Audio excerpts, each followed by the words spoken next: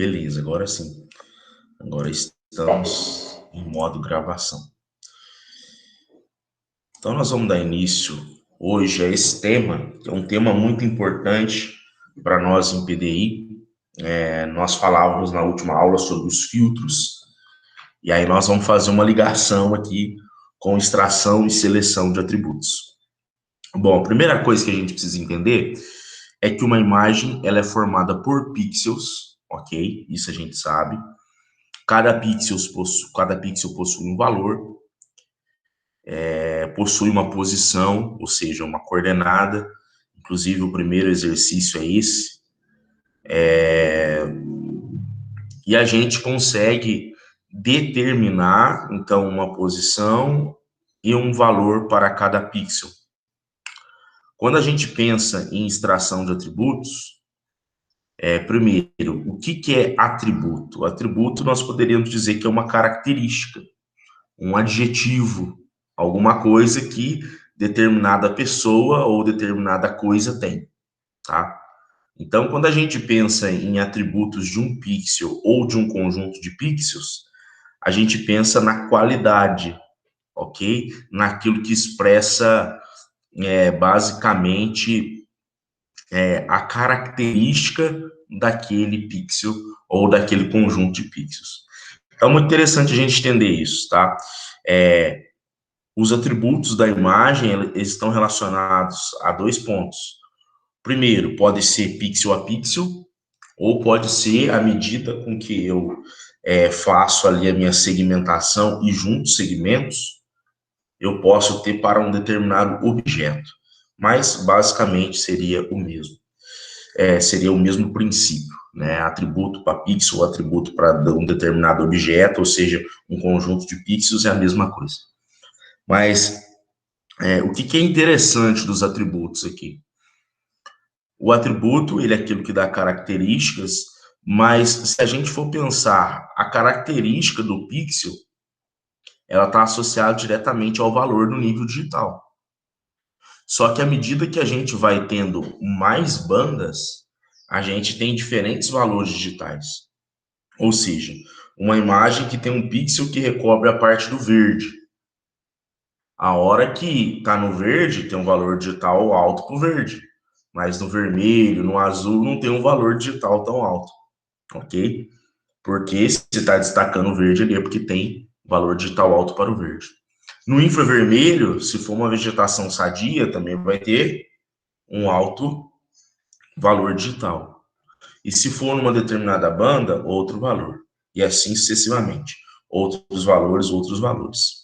Então, as bandas em si já são atributos, porque as bandas dão a características.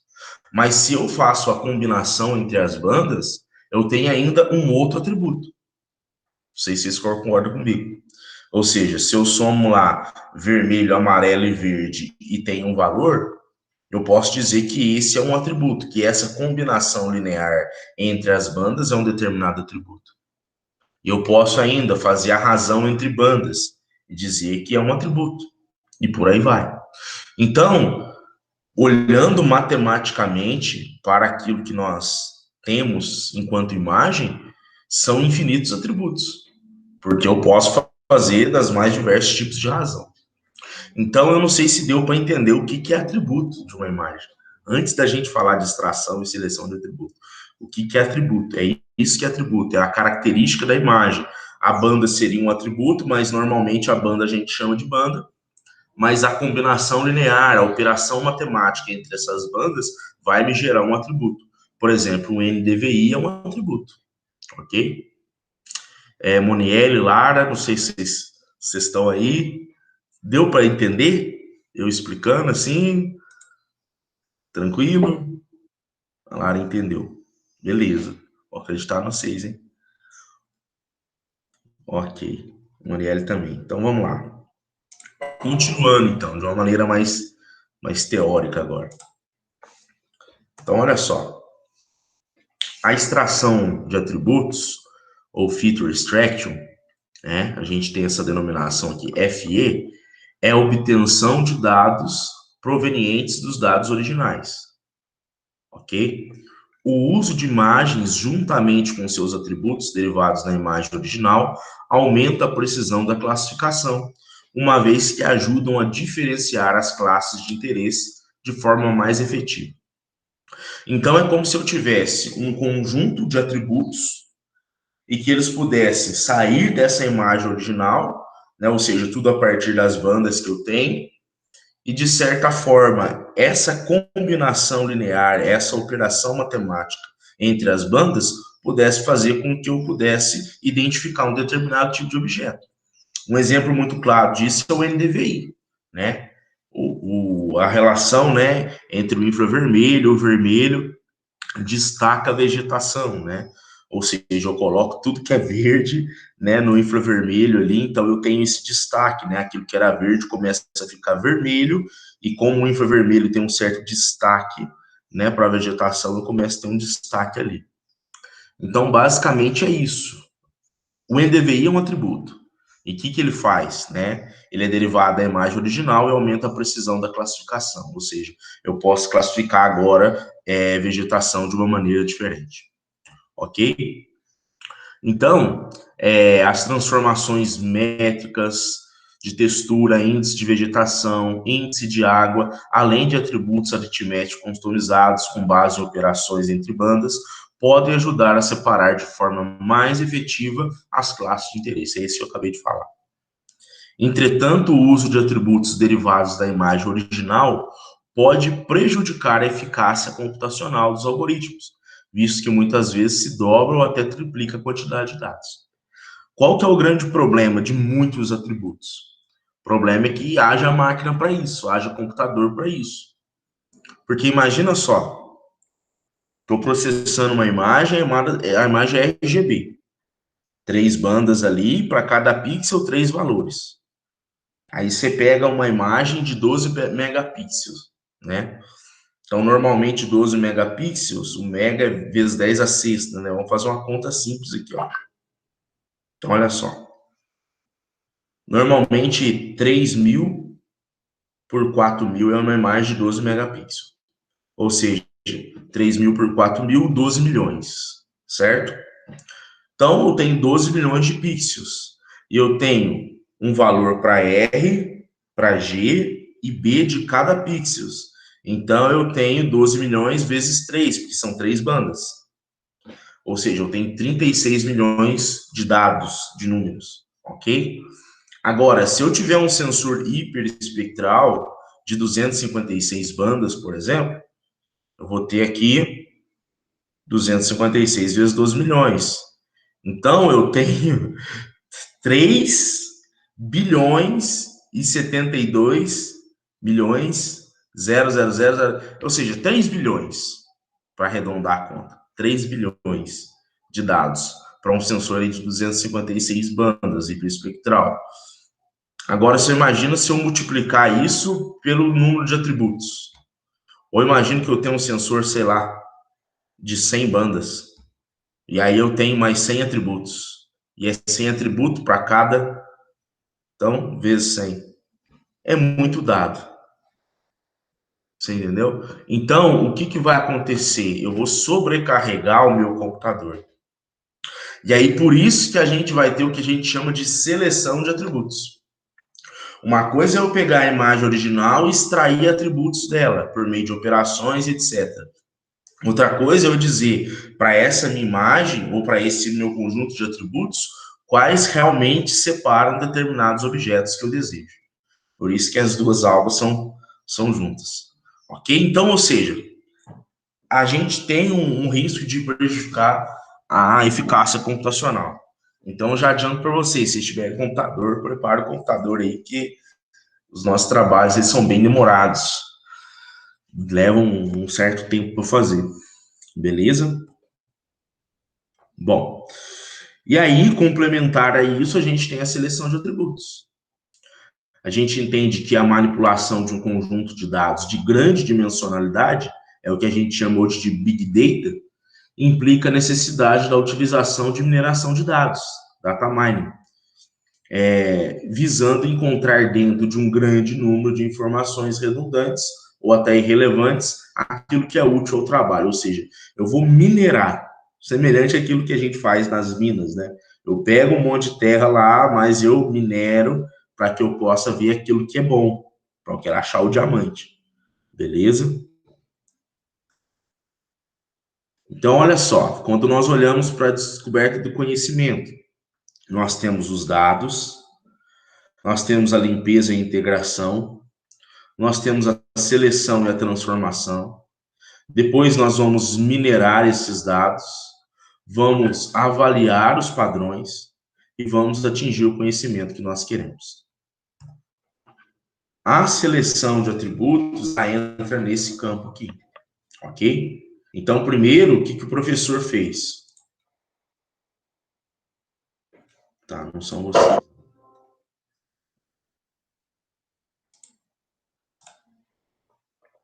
Primeiro, olha só, o que o professor fez?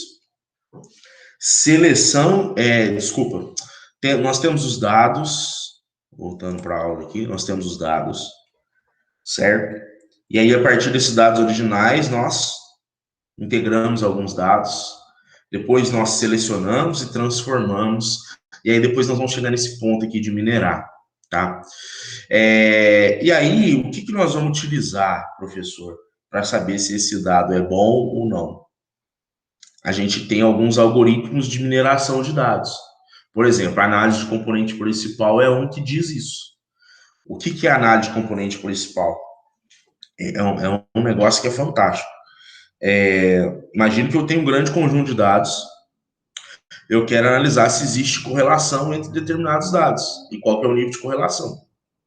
Então, pode ser qualquer dado de qualquer natureza. Imagina só que eu pegue as pessoas lá que façam uma pesquisa com 100 pessoas e essas pessoas sofrem de infarto. E aí eu quero saber se existe uma correlação entre as variáveis pessoa que tem infarto e a pessoa que tem pressão alta. Então eu vou lá, coleto o nome dela, né? Coloco 1, 2, 3, 4, 5, 6, o nome. Aí depois eu coleto numa outra coluna a pressão média dela, a pressão arterial, meço durante 10 dias, faço a média, a pressão arterial dela, se já teve infarto ou não, a idade e etc. Ele põe um monte de variável. E aí, eu aplico a análise de componentes principal. A análise de componente principal, ela vai me dizer que existe uma correlação de determinado nível com essa variável. Então, às vezes, nós estamos achando que influencia se teve infarto ou não, se a pessoa é acima de 40 anos. Mas, de repente, a variável idade, ela fica fora do meu sistema. Então, para aquele conjunto de dados, eu não posso dizer com precisão estatística que existe uma correlação entre quem tem mais de 40 anos e quem infarta. Porque, de repente, apareceu no meu conjunto jovens que já infartaram. E aí, de repente, eu acho na análise componente principal uma relação entre quem é obeso e quem infartou. Só um exemplo simples. Então, a mineração de dados ela está nesse campo da gente utilizar algumas técnicas matemáticas, estatísticas, para verificar se existe correlação entre variáveis, porque um atributo nada mais é do que uma variável. Ou seja, será que o verde, a banda do verde, ela é tão primordial assim para me identificar uma vegetação? Ou existe outras bandas no meu sensor hiperespectral que dão maior destaque? Ok? Mas por que nós queremos minerar, professor? Porque quando a gente vai chegar nessa parte de avaliação de padrões aqui, a gente está numa parte toda computacional. Então, para eu olhar para uma imagem e falar que a vegetação é verde é uma coisa. Mas para a imagem, olhar isso para o computador, para o programa entender isso, ele precisa de um padrão. E é aqui que nós entramos com a avaliação de padrões. Ou seja, você precisa falar para ele, ó, isso é verde, isso é verde, isso é verde. Mas o que de fato faz com que isso, né, seja verde nos seus atributos? É a banda do verde, é o NDVI, é isso, é aquilo. Ou melhor dizendo, isso é vegetação, isso é vegetação, isso é vegetação. Tá, mas quais atributos delimitam bem a minha vegetação? Será que é só o verde? Não sei se deu para vocês entenderem. Então, basicamente, nós temos que selecionar esses atributos. Então, olha só. O aumento das resoluções espacial e espectral proporciona elevado nível de detalhe, o que leva a novos desafios. Então, por isso que o Big Data começa a aparecer, porque à medida que a resolução espacial aumenta, eu tenho um aumento no número de pixels. Então, hoje nós já temos aí o 4K. Então, você imagina quanta coisa, né? E temos resolução espectral que compreende outras bandas, não só as bandas do visível. Então, né, sensoriamento remoto, a adição de características espectrais normalmente melhora a acurácia da classificação. Por quê? Porque o programa tem mais parâmetros.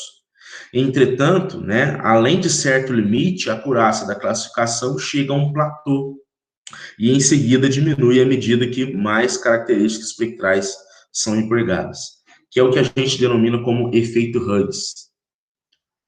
Eu achava interessante isso aqui eu trabalhei com isso aqui na minha dissertação. Inclusive, justifiquei algumas coisas com o efeito Hughes.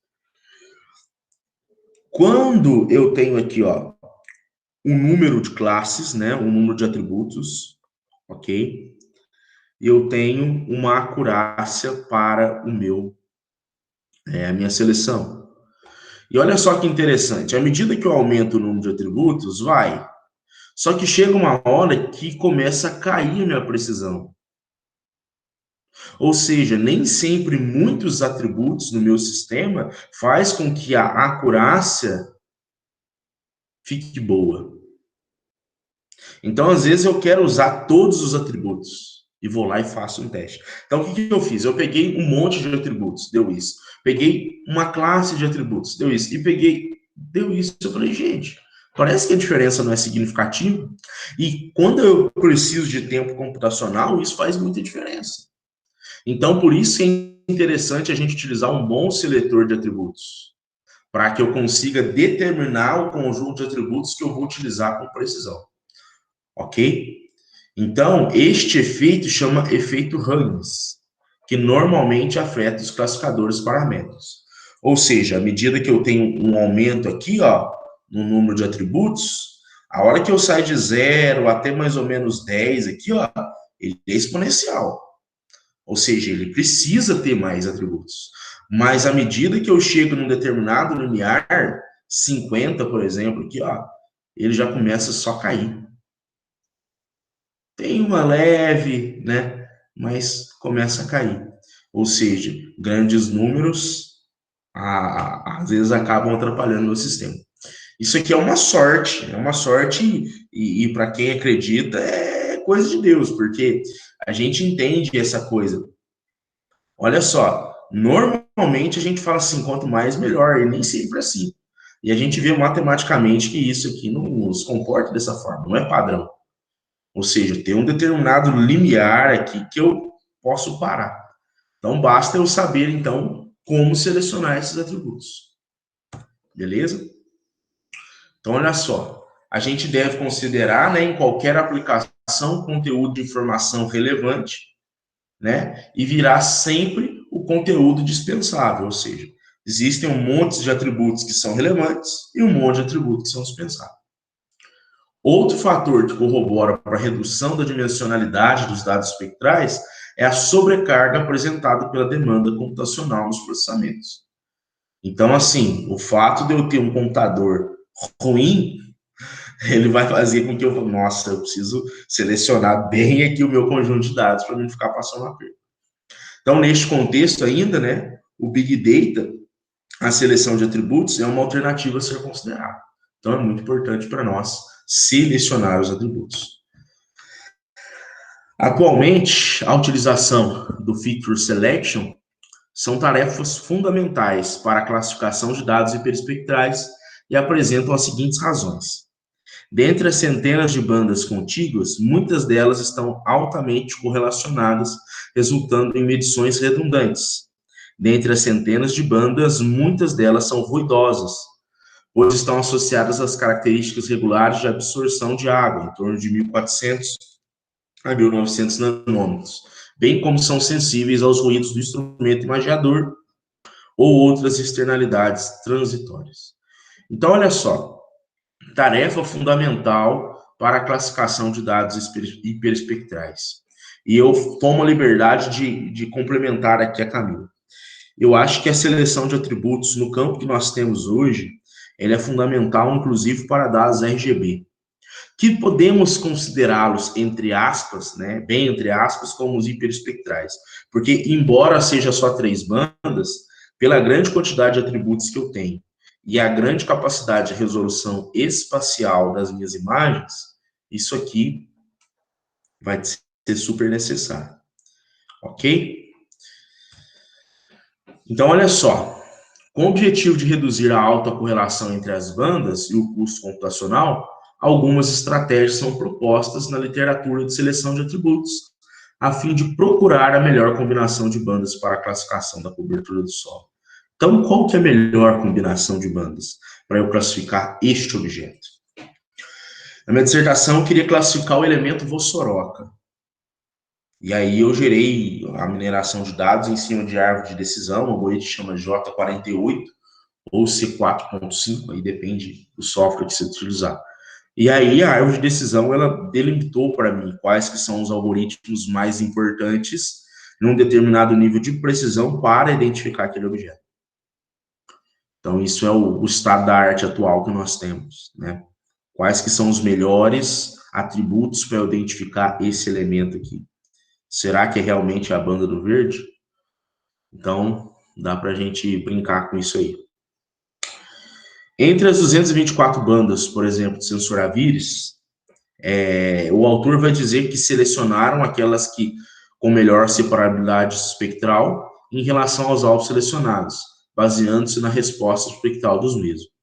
224 bandas do sensor selecionaram a que teve melhor separabilidade espectral.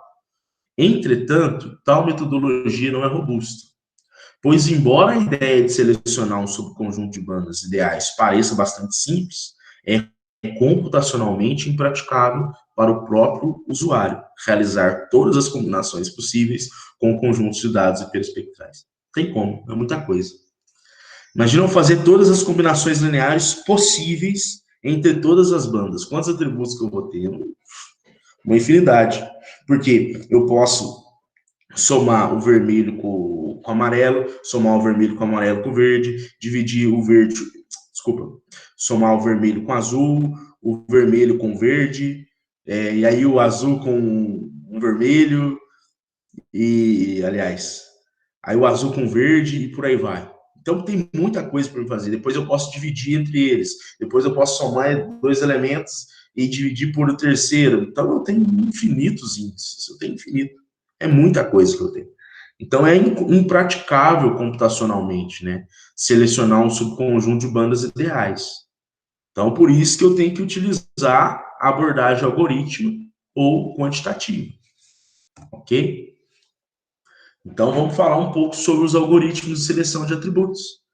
Existem inúmeros algoritmos para a seleção de atributos. Aqui tem um link que aparece bastante deles, tá? Vocês dão uma pesquisada aí. Aliás, já vamos aproveitar, né? Vamos aproveitar, vamos... Bom que a gente até testa o site aqui.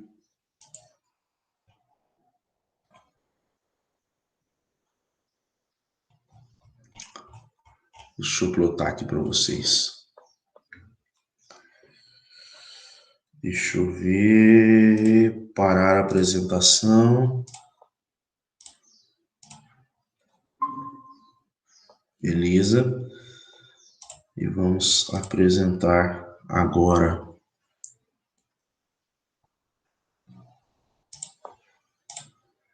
tela inteira.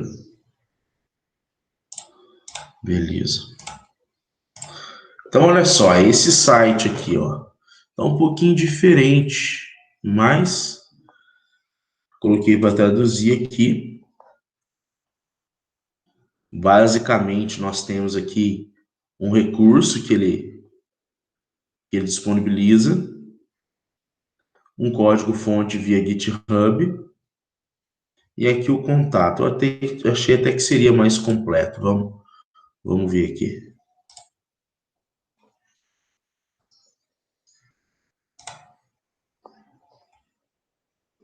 Vamos ver para onde nós somos. Aqui é um Python para a gente baixar. Mas não é isso, não.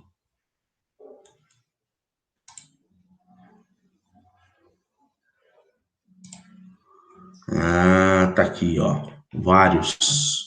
Então, olha só. Algoritmo de seleção de atributos. Traduziu como recurso, mas tá valendo. Então, olha só. Tem alguns aqui. O TST, alívio F,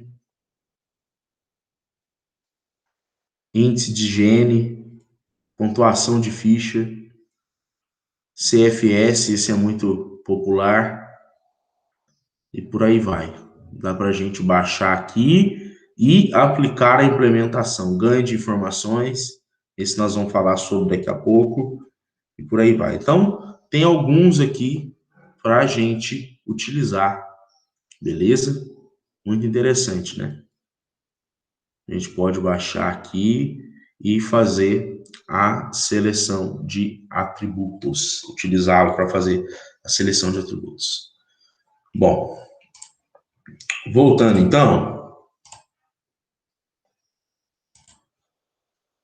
deixa eu plotar aqui.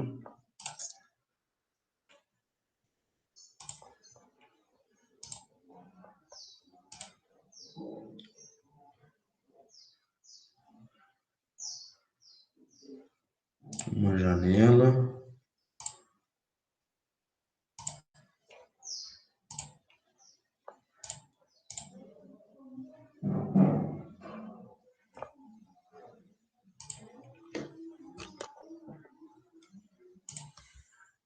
Acho que tá ok, né? Beleza. Show. Continuando então. Então, nós temos alguns algoritmos para selecionar atributos, ok?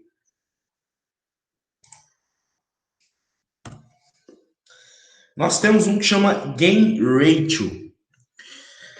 Ele basicamente avalia os atributos, medindo a taxa de ganho de informação em relação à classe. A taxa de ganho de informação é uma razão entre o ganho da informação e a informação intrínseca, e foi proposto para reduzir a correlação entre os atributos. Já o infoganho, ele mede o quão comum é um atributo em uma classe comparado com todas as outras classes. Então, por exemplo, o quanto é comum o atributo banda verde com o infravermelho e todas as outras classes. E ele vai gerar um número para esse fato, né? Vira um escalar isso. Então eu consigo medir e consigo utilizar os atributos que são mais comuns ou menos comuns. Concisamente, o infogain é uma medida de redução na entropia, o grau de incerteza da classe, após o valor do atributo ser considerado. Beleza? Então, olha só, infogain é uma medida de redução na entropia, grau de incerteza da classe, após o valor do atributo ser considerado. Ou seja, eu comparei. E agora? O quão certo, o quão parecido, né, é esses dois atributos. Ok? Isso faz com que eu faça o quê? Reduza a minha dimensionalidade. Beleza? Posso reduzir aqui a minha dimensionalidade. Por quê? Porque se eu comparo duas coisas e elas são iguais, eu posso descartar uma. Beleza? Então, o gain ratio e o infogain, eles ranqueiam os atributos. Eles podem dizer assim, ó, esses atributos, existe uma correlação alta entre eles, são os primeiros, e existe uma correlação baixa entre eles. O que você quer? Você escolhe. Beleza? O CFS, né, ele é muito utilizado também. Ele avalia um subconjunto de atributos, considerando a capacidade preditiva individual de cada atributo, juntamente com o grau de redundância entre eles. Ele encontra atributos altamente correlacionados com a classe, mas não são correlacionados entre si. Isso aqui é uma coisa de doido também, né? Como que o atributo é correlacionado com a classe, mas não é correlacionado entre si. Isso é coisa que só aparece na matemática. Por que eu estou falando isso?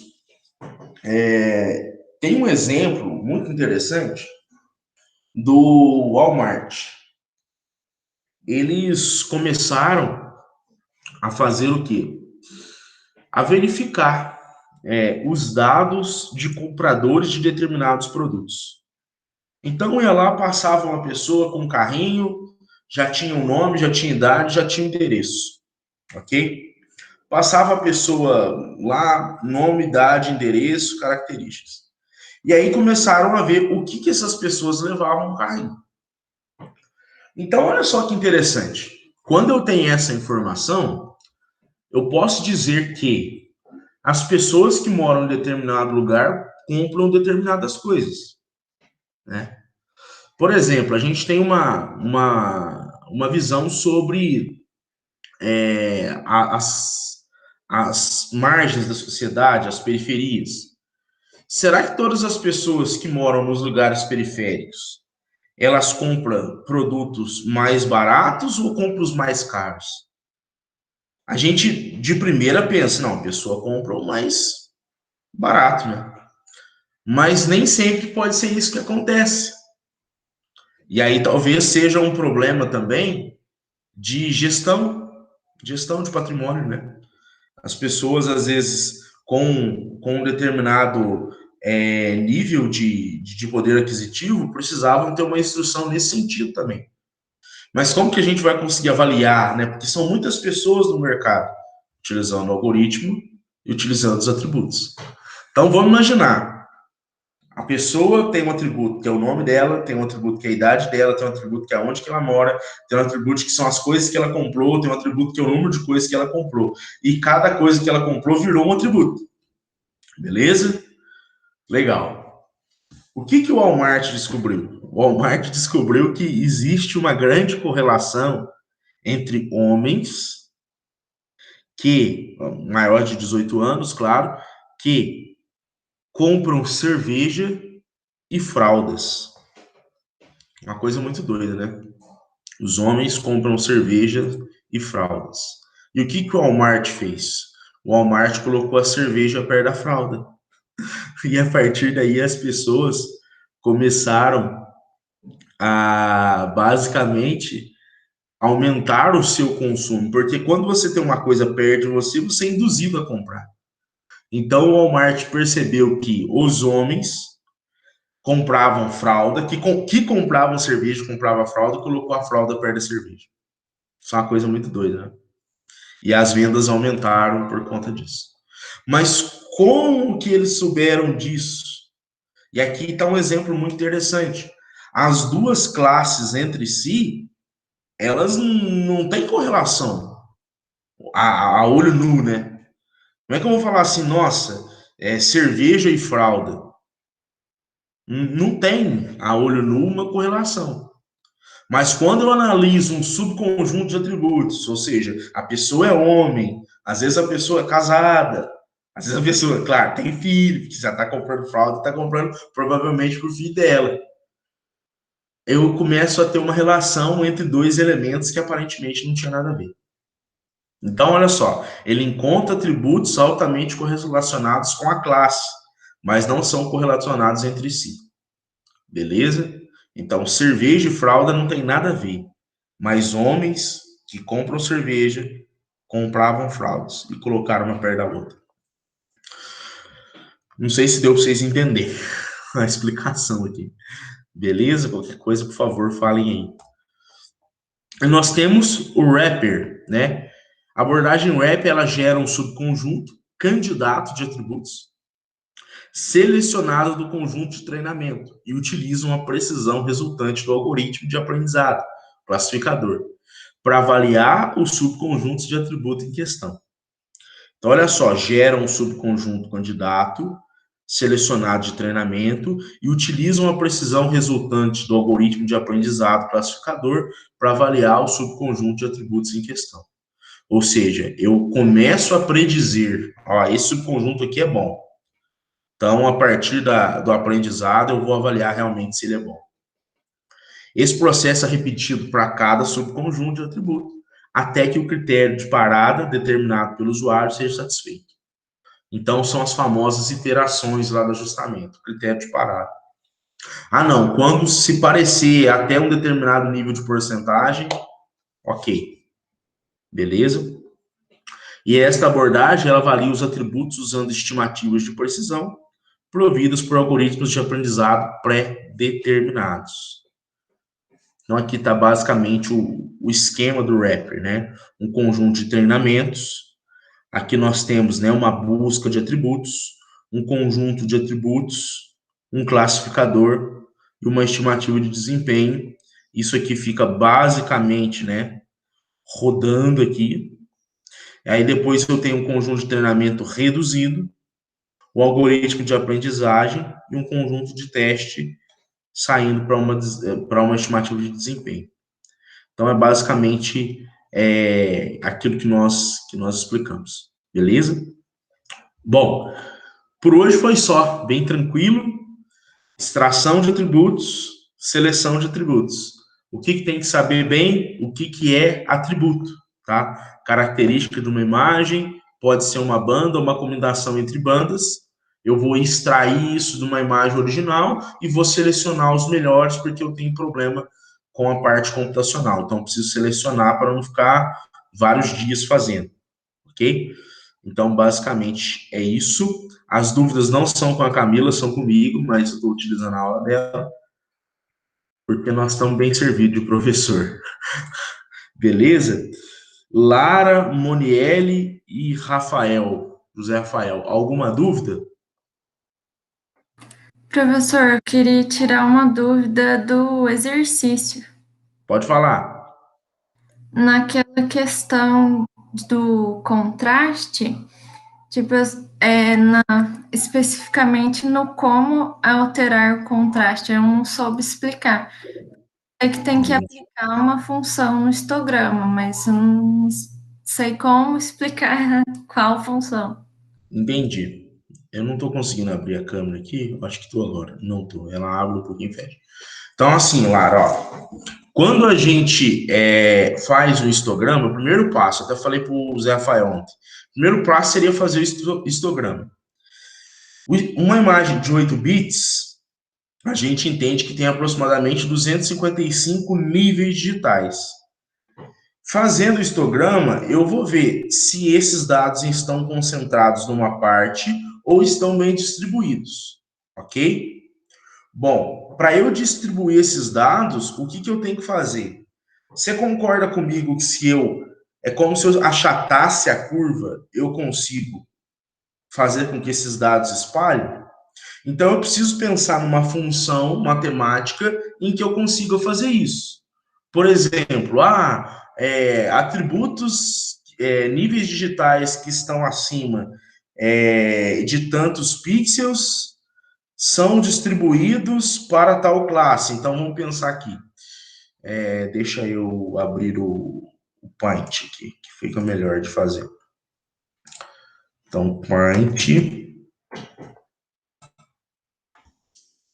Deixa eu plotar aqui o Paint.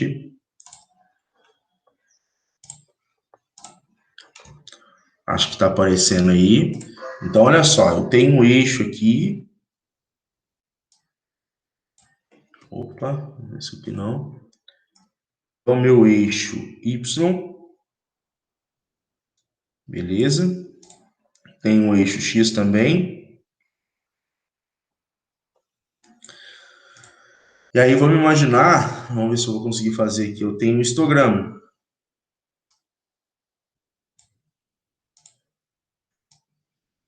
Não, ficou legal. Vou fazer com.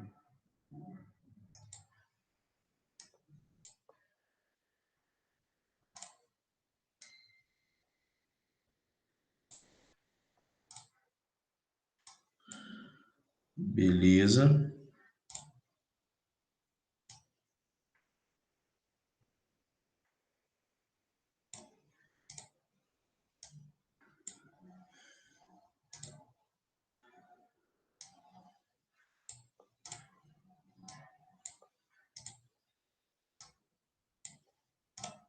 Beleza. Então tá aqui, ó.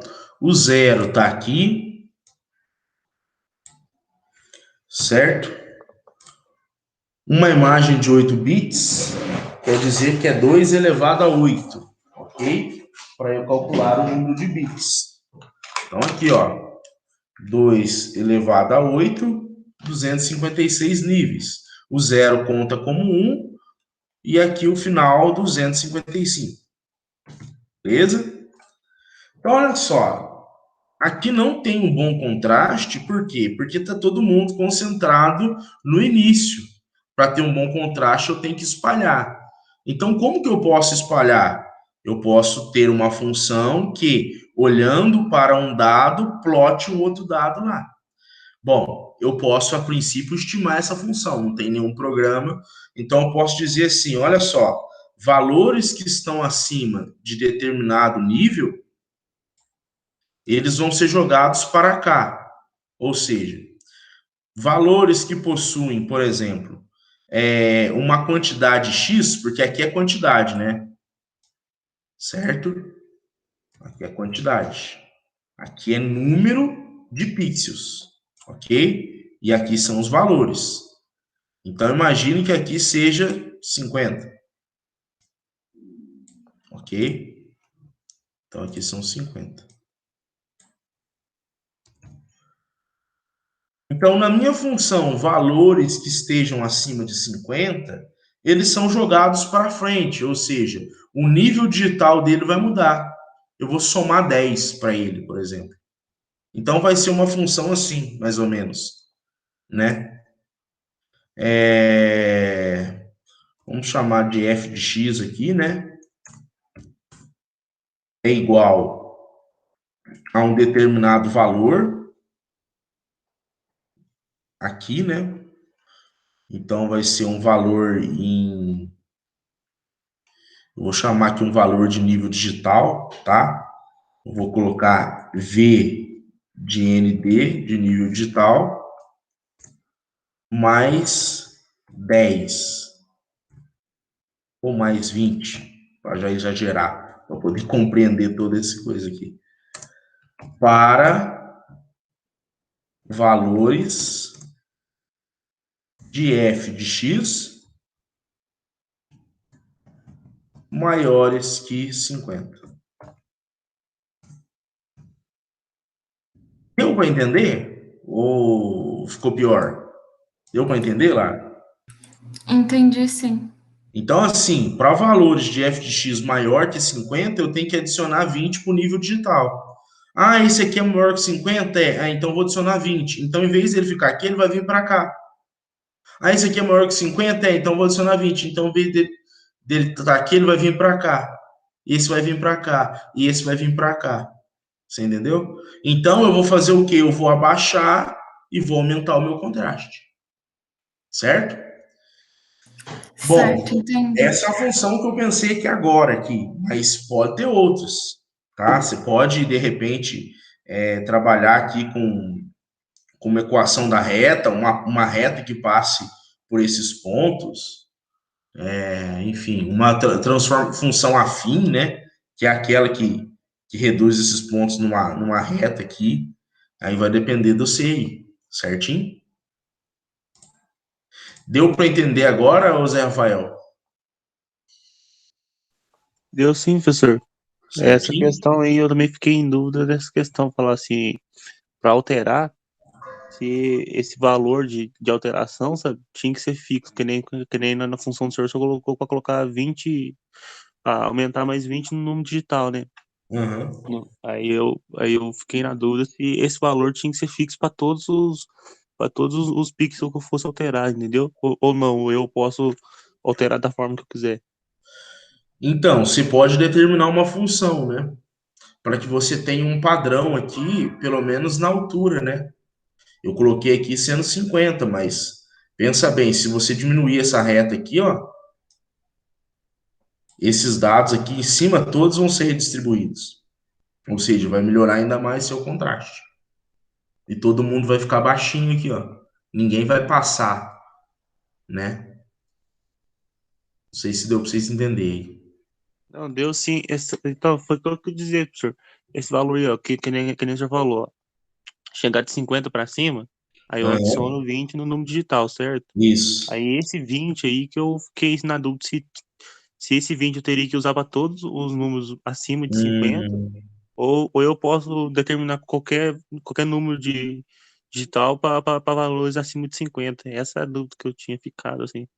Mas aí criando uma função que fica uma coisa mais organizada, por assim dizer, né? isso. Não, entendi, sim. Não, mas faz desse jeito aqui que tá ok, certo? E pensa numa função aí. Tô fazendo aqui de cabeça, mas essa pode ser uma que tá ok. Belezinha?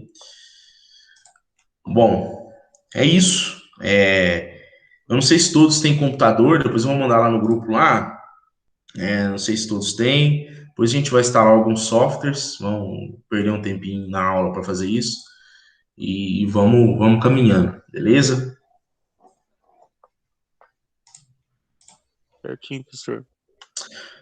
Então é isso. Não tendo dúvidas, fiquem à vontade, estou à disposição e estão liberados. Certinho, então, professor. Obrigado. Até mais, viu? Até mais, com Deus aí.